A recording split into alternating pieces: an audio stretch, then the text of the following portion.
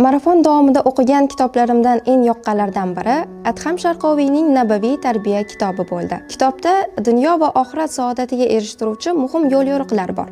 Kitob kichik-kichik maqolalardan tashkil topgan bo'lib, har biri biror hadis yoki nabaviy voqealarga asoslangan. Kitobda sahobalar hayotidan misollar keltirilgan. Ular bilan yuz bergan turli xil voqealarda biz uchun kerak bo'lgan darsliklar bor. Kitobda qarindosh qo'shnilar bilan, ahli ayoli va do'stlar bilan qanday munosabatda bo'lishimiz kerakligi bayon qilingan. Kitobdan manfaat olib hayotimga tatbiq qila boshladim. Yaqin qarindoshlar bilan, qo'shnilar va do'stlar orasida munosabatimizda kamchiliklarni bartaraf qilishni boshladim. Ota-onamiz bilan oramiz yaxshi emas edi. Go'yoki men haq u ular nohaq edi. Kitobni o'qiganimda ota-onaning darajasi qanchalar yuqoriligini bilgach, ularni beminnat yaxshi ko'ra boshladim. Kitobni o'qir ekanman, kitob menga bir oyna kabi bo'ldi.